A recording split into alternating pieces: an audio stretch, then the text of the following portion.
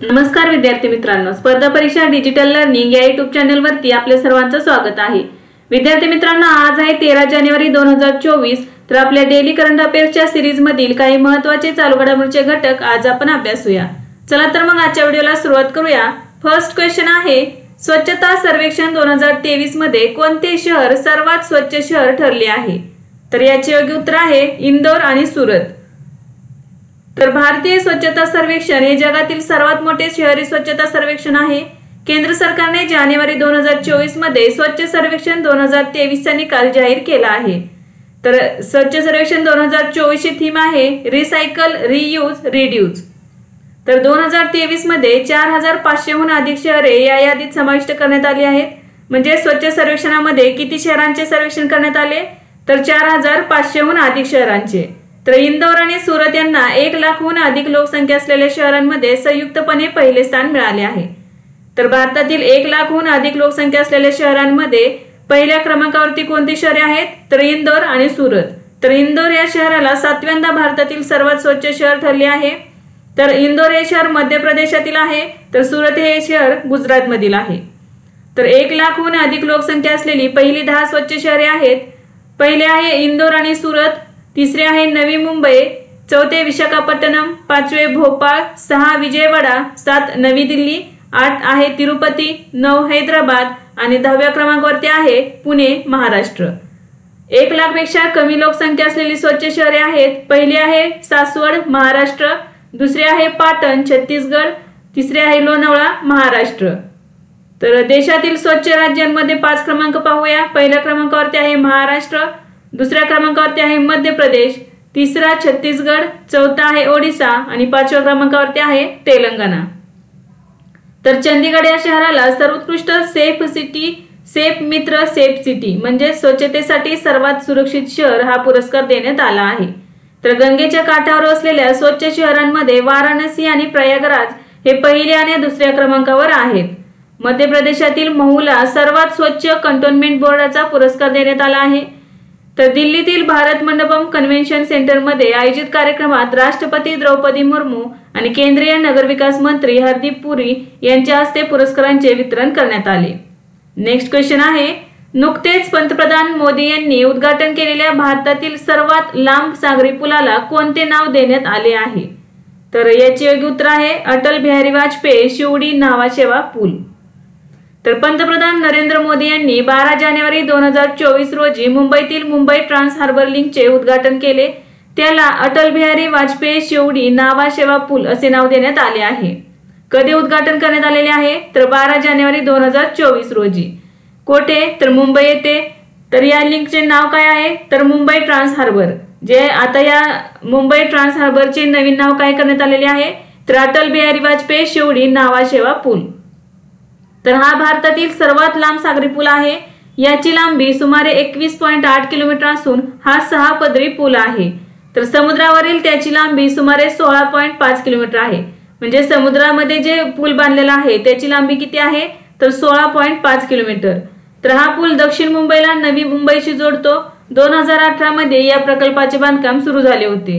तर या प्रकल्पासाठी एकूण 17,843 कोटी रुपये खर्च आला आहे। तर नुकतेच पंतप्रधान नरेंद्र मोदी यांनी उद्घाटन केलेल्या भारतातील सर्वात लांब सागरी पुलाचे नाव आहे अटल बिहारी वाजपेयी शिवडी न्हावाशेवा पूल। नेक्स्ट क्वेश्चन आहे, नुकतेच स्वदेशी असॉल्ट रायफल उग्राम कोणी लॉन्च केली आहे? तर याचे योग्य उत्तर आहे भारतीय संरक्षण संशोधन आणि विकास संस्था म्हणजेच DRDO। तर 10 जानेवारी 2024 रोजी DRDO ने सशस्त्र दलांसाठी 7.62x51 मिलीमीटर कॅलिबरची स्वदेशी असॉल्ट रायफल उग्राम शस्त्रास्त्र आणि लढाऊ अभियांत्रिकी प्रणालीचे महासंचालक शैलेंद्र गाडे यांच्या हस्ते लॉन्च केलेली आहे। तर कधी लॉन्च करण्यात आली? तर 10 जानेवारी 2024 रोजी। आणि कोणामार्फत? तर DRDO यांच्या मार्फत। आणि शस्त्रास्त्र आणि लढाऊ अभियांत्रिकी प्रणालीचे महासंचालक शैलेंद्र गाडे यांच्या हस्ते ती लॉन्च करण्यात आलेली आहे। तर काय लॉन्च करण्यात आलेली आहे? तर स्वदेशी असॉल्ट रायफल, जिचे नाव आहे उग्राम। तर या असॉल्ट रायफलचे पुण्यात अनावरण करण्यात आले आहे। DRDO चे पुणे स्थित शस्त्रास्त्र संशोधन आणि विकास प्रतिष्ठान येथे ही रायफल विकसित करण्यात आली आहे। यासाठी हैदराबाद येथील एका खाजगी संस्थेने सहकार्य केले आहे। तर रायफलची प्रभावी श्रेणी 500 मीटर आणि वजन 4 किलोपेक्षा कमी आहे। तर या रायफलमध्ये 20 राऊंड मॅगझिन्स आहेत। नेक्स्ट क्वेश्चन आहे, शेरिंग तोबगे कोणत्या देशाचे नवे पंतप्रधान होतील? तर याचे योग्य उत्तर आहे भूतान। तर जानेवारी 2024 मध्ये भूतानमधील संसदीय निवडणुकीत पीपल्स डेमोक्रॅटिक पक्षाने विजय मिळवला आहे। तर पीपल्स डेमोक्रॅटिक पार्टी हा माजी पंतप्रधान शेरिंग तोबगे यांचा पक्ष आहे।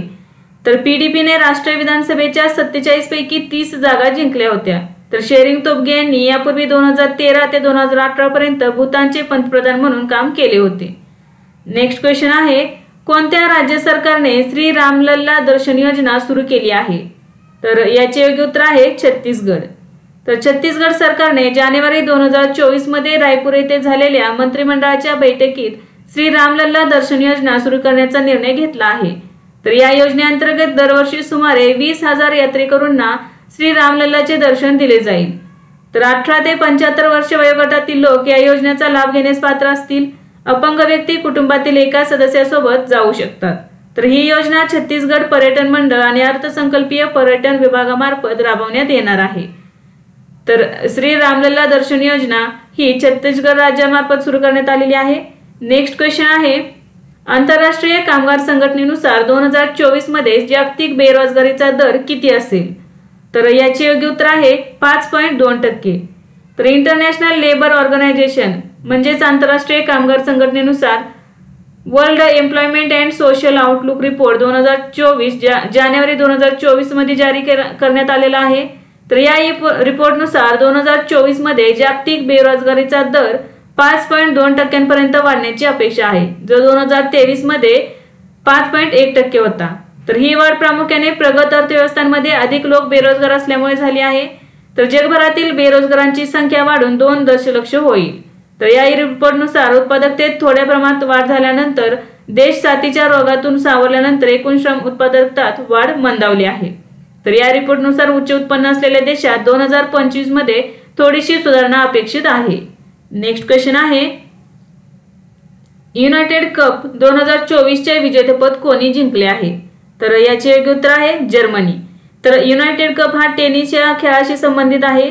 तर युनायटेड कप 2024 चे विजेतेपद जर्मनीने पोलंडला हरवून जिंकले आहे। तर अलेक्झांडर ज्वेरेव आणि लॉरा सिगमंड यांनी निर्णायक मिश्र दुहेरी सामना जिंकला आहे। तर युनायटेड कप 2024 संदर्भात थोडक्यात माहिती पाहूया। तर कालावधी होता 29 डिसेंबर 2023 ते 7 जानेवारी 2024। याचे संस्करण होते दुसरे, ठिकाण होते ऑस्ट्रेलियातील पर्थ आणि सिडनी। तर पहिली आवृत्ती 2023 मध्ये आयोजित करण्यात आली होती। तर युनायटेड कप 2024 चे विजेतेपद कोणी जिंकलेले आहे? तर जर्मनीने। नेक्स्ट क्वेश्चन आहे, व्हाय इंडिया मॅटर्स या पुस्तकाचे लेखक कोण आहेत? तर याचे योग्य उत्तर आहे जयशंकर प्रसाद। तर जानेवारी 2024 मध्ये भारताचे वर्तमान परराष्ट्र मंत्री जयशंकर प्रसाद यांनी व्हाय इंडिया मॅटर्स हे पुस्तक लिहिले आहे। यामध्ये भारत चीन वादावरील चर्चा झाली आहे। तर पुस्तकानुसार 2024 हे वर्ष धोरणात्मक दृष्टिकोनातून अतिशय अशांत असणार आहे, परंतु आव्हानांचा सामना करण्यासाठी भारत राजकीय आणि आर्थिकदृष्ट्या चांगल्या स्थितीत आहे।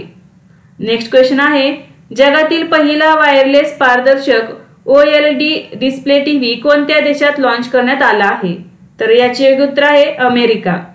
तर जानेवारी 2024 मध्ये अमेरिकेतील लास वेगास येथे आयोजित कंझ्युमर इलेक्ट्रॉनिक्स शो मध्ये जगातील पहिल्या वायरलेस पारदर्शक OLED डिस्प्ले टीव्हीचे अनावरण करण्यात आले आहे। तर टीव्ही मध्ये सेल्फ लिट पिक्सेल तंत्रज्ञान आहे, जे टीव्हीवर दिसणाऱ्या चित्रांची गुणवत्ता आणि त्याचे 4K रिझोल्यूशन सुरक्षित ठेवण्यास मदत करतो। यात 77 इंचाचा ग्लास डिस्प्ले आहे, जो पारदर्शक आहे। LG या वर्षाच्या अखेरीस जागतिक स्तरावर OLED टीव्ही लॉन्च करणार आहे। तर OLED चा फुल फॉर्म काय आहे? तर organic light emitting diodes. Next question आहे, अलीकडेच कोणत्या राज्यात कॉलेज फक्थन्सी मिशन सुरू करण्यात आले आहे? तर याचे योग्य उत्तर आहे मणिपूर। तर मणिपूरचे मुख्यमंत्री एन बिरेन सिंग यांनी बिष्णुपूर जिल्ह्यातील विविध विकास प्रकल्पांची पायाभरणी आणि उद्घाटन करताना 6 जानेवारी 2024 रोजी कॉलेज फक्थन्सी मिशन सुरू केले। तर मोईरंग महाविद्यालयात झालेल्या कार्यक्रमात मुख्यमंत्र्यांनी राज्यातील शासकीय महाविद्यालयांमध्ये सुधारणा करण्याच्या उद्देशाने कॉलेज फक्थन्सी मिशनचा शुभारंभ केला आहे। तर उद्देश काय आहे या मिशनचा? तर राज्यातील शासकीय महाविद्यालयांमध्ये सुधारणा करणे। तर या अभियानांतर्गत एकूण 24 महाविद्यालयांची निवड करण्यात आली असून प्रत्येक महाविद्यालयात 2.5 कोटी रुपये खर्चून सुविधा विकसित करण्यात येणार आहेत। नेक्स्ट क्वेश्चन आहे, अदानी पोर्ट्स आणि स्पेशल इकॉनॉमिक झोनचे नवीन CEO म्हणून कोणाची नियुक्ती करण्यात आली आहे? तर याचे योग्य उत्तर आहे अश्विनी गुप्ता। तर जानेवारी 2024 मध्ये अदानी पोर्ट्स आणि स्पेशल इकॉनॉमिक झोन मध्ये गौतम अदानी यांची कार्यकारी अध्यक्ष, करण अदानी यांची व्यवस्थापकीय संचालक आणि अश्विनी गुप्ता यांची मुख्य कार्यकारी अधिकारी म्हणून नियुक्ती करण्यात आली आहे।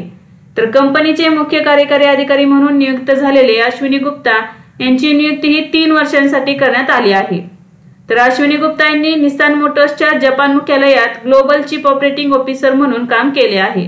अदानी पोर्ट्स ही भारतातील सर्वात मोठी खासगी बंदर ऑपरेटर आणि एंड टू एंड लॉजिस्टिक प्रदाता कंपनी आहे। नेक्स्ट क्वेश्चन आहे, चांदोबी महोत्सव नुकताच कोणत्या राज्यात साजरा करण्यात आला? तर याचे योग्य उत्तर आहे आसाम। तर जानेवारी 2024 मध्ये आसाम राज्यातील चांदोबी तलावाच्या काठावर चांदोबी महोत्सवाचे आयोजन करण्यात आले होते। तर चांदोबी तलावाच्या काठी दरवर्षी नववर्षाच्या पहिल्या दिवसापासून 5 दिवस या उत्सवाचे आयोजन केले जाते। तर पहिल्या दिवसापासून म्हणजे कधी? तर 1 जानेवारी पासून 5 जानेवारी पर्यंत। तर आसाम मधील जैवविविधता असलेल्या इको टुरिझमला चालना देणे हा चांदोबी महोत्सवाचा मुख्य उद्देश आहे। नेक्स्ट क्वेश्चन आहे, जनरल ऑफिसर कमांडिंग म्हणून अलीकडेच चेतक कॉर्प्सची कमांड कोणी घेतली? तर याचे योग्य उत्तर आहे नागेंद्र सिंग। तर जानेवारी 2024 मध्ये लेफ्टनंट जनरल नागेंद्र सिंह यांची चेतक कॉर्प्सचे 34वे जनरल ऑफिसर कमांडिंग म्हणून कमांड स्वीकारली आहे। तर त्यांनी लेफ्टनंट जनरल संजीव राय यांची जागा घेतली आहे। तर जनरल सिंग यांना 1989 मध्ये पंजाब रेजिमेंट मध्ये नियुक्त करण्यात आले होते आणि ते इंडियन मिलिटरी अकॅडमी देहरादूनचे माजी विद्यार्थी आहेत। नेक्स्ट क्वेश्चन आहे, नुकतेच स्वदेशी बनावटीच्या पहिल्या दृष्टी 10 स्टारलाइनर ड्रोनचे कोठे अनावरण करण्यात आले आहे? तर याचे योग्य उत्तर आहे हैदराबाद। तर भारतीय नौदल प्रमुख ॲडमिरल आर हरिकुमार यांनी जानेवारी 2024 मध्ये हैदराबाद मधील अदानी एरोस्पेस पार्क येथे स्वदेशी बनावटीच्या पहिल्या दृष्टी 10 स्टारलाइनर मानवरहित हवाई वाहनाचे अनावरण केले आहे। तर त्याची 70% उपकरणे ही भारतात बनवली आहेत। हे अदानी डिफेन्स आणि एरोस्पेस यांनी इस्रायलच्या एल्बिट सिस्टीम कंपनीच्या मदतीने विकसित केले आहे। ते पोरबंदर नौदल तळावर तैनात करण्यात येणार आहे। नागरी आणि स्वतंत्र हवाई क्षेत्रात उड्डाण करण्यास मान्यता देण्यात आलेली आहे।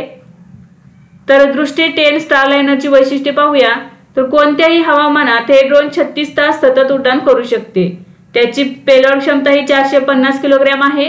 त्यामध्ये अत्याधुनिक कम्युनिकेशन सिस्टीम बसवण्यात आली आहे। हे एल्बिट सिस्टीमच्या हमीस 900 स्टार ड्रोनचा एक प्रकार आहे। हे ड्रोन हे 30,000 फूट उंचीपर्यंत उड्डाण करू शकते। तर 1000 मैलांपर्यंत सतत उड्डाण करताना सर्व हवामानांचे निरीक्षणही करू शकते। नेक्स्ट क्वेश्चन आहे, आंतरराष्ट्रीय हॉकी महासंघाने हॉकी स्पर्धांच्या प्रसारणासाठी कोणासोबत करार केला आहे? तर याचे योग्य उत्तर आहे वायकॉम 18। तर जानेवारी 2024 मध्ये आंतरराष्ट्रीय हॉकी फेडरेशनने मोठ्या हॉकी स्पर्धांचे प्रसारण करण्यासाठी भारतीय प्रसारक कंपनी वायकॉम 18 सोबत 4 वर्षांचा करार केला आहे। हा करार 2023 ते 2027 या कालावधीसाठी करण्यात आला आहे।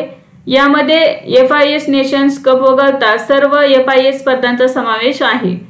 हॉकीचे चाहते OTT प्लॅटफॉर्म जिओ सिनेमा आणि वायकॉम 18च्या लिनियर चॅनल नेटवर्क स्पोर्ट्स 18 वर हे सामने पाहू शकतात।